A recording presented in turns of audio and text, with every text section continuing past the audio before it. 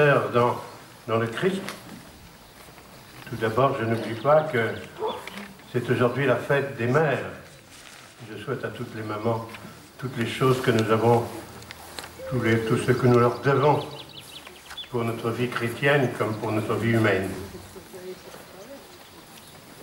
Notre pèlerinage se célèbre aujourd'hui, en ce dimanche où notre Église, à travers le monde entier, de Rome au Chili, du fond de l'Afrique au diocèse de Tours, le monde tout entier a les yeux tournés vers Dieu, vers le cœur de la foi, ce que nous appelons depuis notre catéchisme le mystère de la Sainte Trinité. Le mystère de la Sainte Trinité dans nos vies de famille.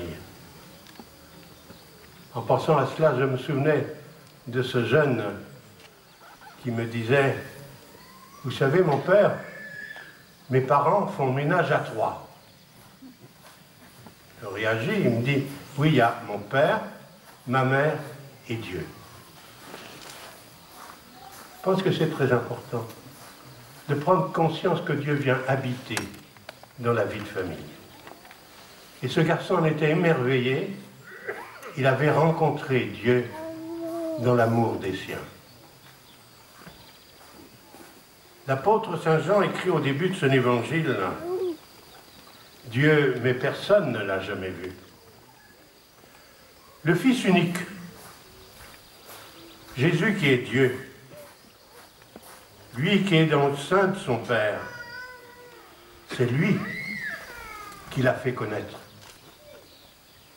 Nous connaissons Dieu par son Fils. Alors la question est, qu'est-ce que Jésus a fait connaître de Dieu? Qu'est-ce qu'il a fait comprendre au peuple et aux cultures de son temps? Il a fait comprendre que Dieu n'était pas comme tous les dieux de ce monde, un puissant empereur, enfermé solitaire dans l'Olympe, comme le racontaient les Grecs. Il n'était pas ce personnage ombrageux, indifférent à l'histoire des hommes qui en avaient peur. Non, Jésus a fait découvrir que Dieu, c'était le Père de l'enfant prodigue, accueillant toujours, même lorsqu'il gaspillait la confiance et l'amour des siens, trouvant le moyen de lui laisser une place à table. Dieu, c'est le Père de l'enfant prodigue pour nous, et non pas un Seigneur lointain. Qu'est-ce que Jésus a fait comprendre dans cette culture et ce peuple romain? Que Dieu n'était pas Jupiter. Ce Jupiter ombrageux présidant une cour céleste où se déchiraient les divinités, comme le racontent les mythologies. Qu'il n'était pas un prince étranger, au-dessus des humains, drapé dans l'orgueil et la domination.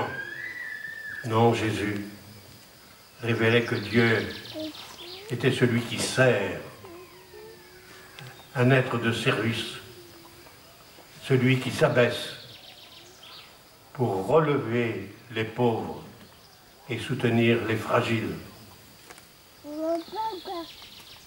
Qu'est-ce que Jésus a fait connaître du visage de Dieu? Que Dieu n'était pas le mécanicien du monde, l'horloger dont parlera plus tard Voltaire, le créateur technique de nos biologies et de nos mécaniques, qui n'était pas le Tout-Puissant qu'il faut amadouer par nos demandes insistantes pour qu'il réponde à nos désirs égoïstes. Non. Dieu, le Dieu créateur, le Dieu sauveur, c'est celui qui fait vivre, qui fait naître, qui fait grandir des personnes auxquelles il fait le cadeau le plus fragile de ce monde, la liberté de la conscience. Mais tout cela encore n'est rien à côté de ce qui fait la grandeur de Dieu. Je vous le dis, il faut se rappeler. Notre Dieu n'est pas solitaire. Notre Dieu, c'est un chef de famille. Par son Fils unique, Jésus-Christ, par l'Esprit qui réunit les enfants. ces enfants qui se dispersent et se disputent et qui manquent de proximité fraternelle.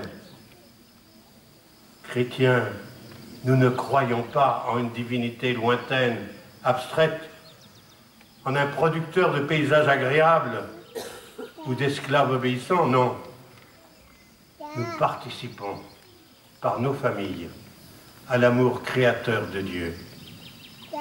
Le Fils unique, Jésus, nous découvre le cœur de ce Père, comme celui dont la vie se fait proche de l'homme, comme celui qui est capable de ne faire qu'un avec nous, d'habiter, de s'abriter en nous.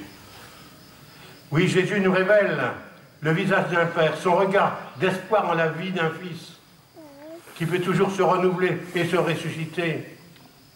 Jésus nous révèle le visage d'un Père qui met sa joie dans la fraternité universelle présentée dans l'Évangile lu tout à l'heure. Tel est notre Dieu, ce Père aimant, ce frère humble et fort, ce souffle dynamique d'une vie de liberté dans la fidélité.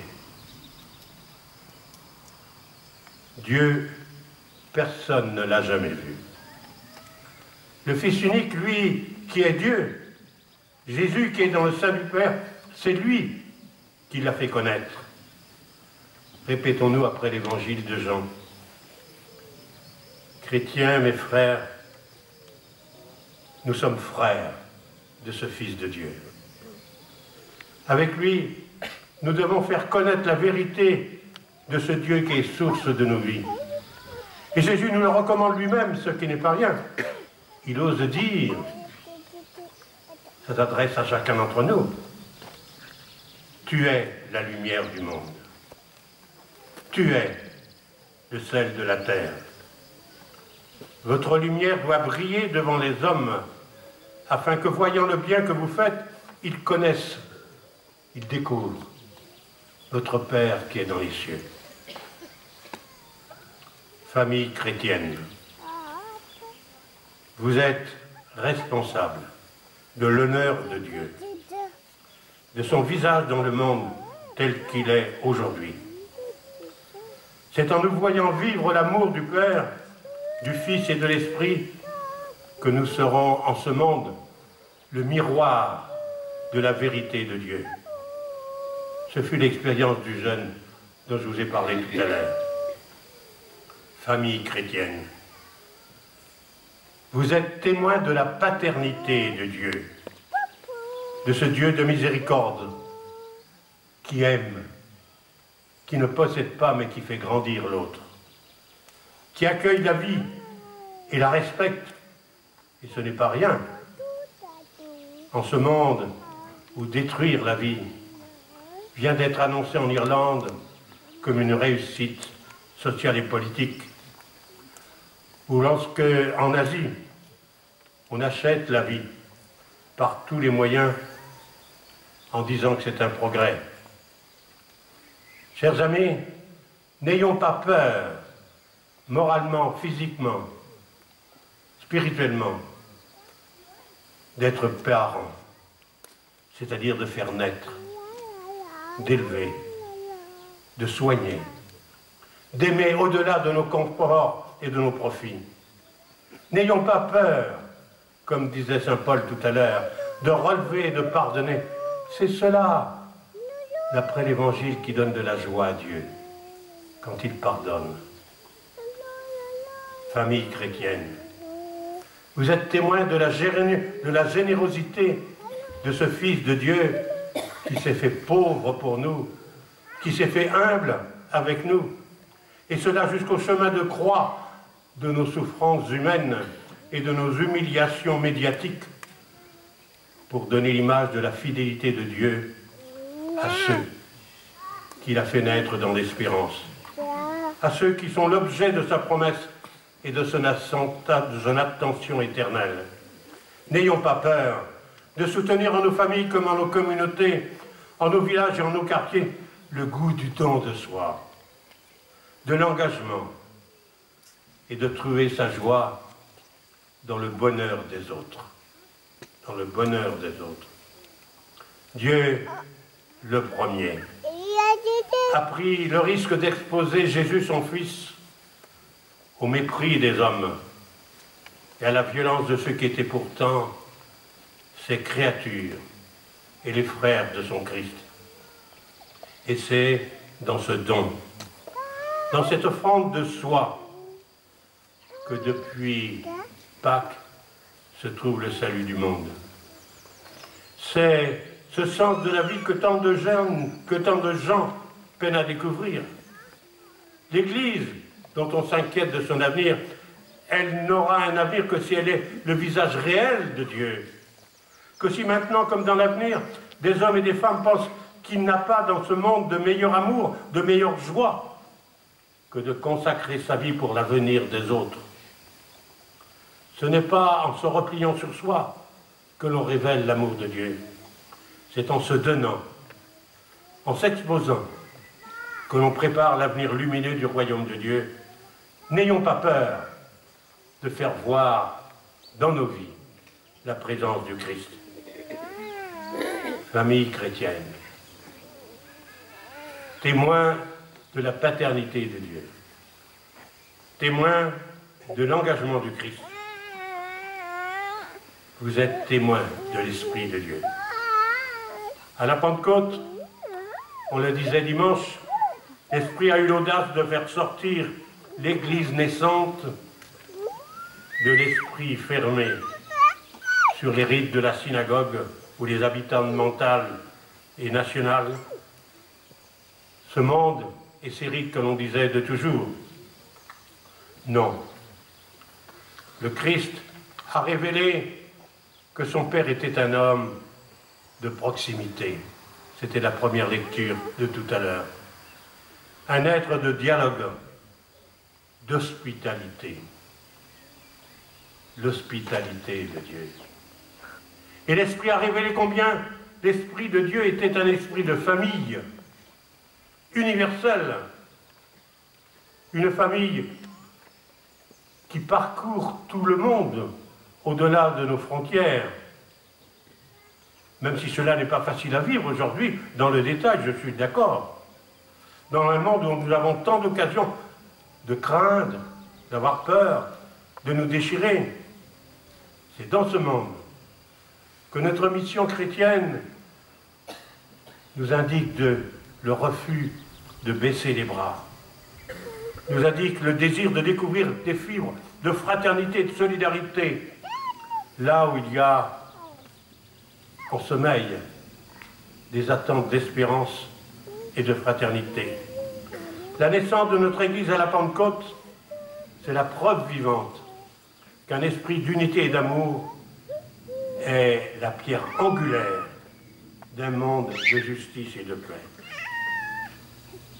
Famille chrétienne, communauté catholique, diocèse et paroisse, le visage de Marie sur lequel nous méditerons ce soir est là pour nous donner le témoignage d'une foi vive en ce Dieu Père qui l'a envoyé, elle, vers nous. Marie est le signe vivant d'un amour en ce Fils de Dieu qu'elle a porté physiquement de la crèche à la résurrection. Marie est la perspective d'une espérance inimaginable dont elle a perçu les premières pierres se lier le jour de la Pentecôte. Avec Marie, nos mains dans les siennes, chrétiens mes frères, n'ayons pas peur d'espérer et d'aimer, car telle est notre foi dans le mystère de Dieu en sa Trinité. Que la fidélité de Dieu est pour nous une promesse qui ne saurait faire défaut pour faire apparaître en ce monde le visage d'un Dieu qui est notre Père, qui est son Fils et notre frère, qui est notre espérance en l'Esprit Saint. Amen.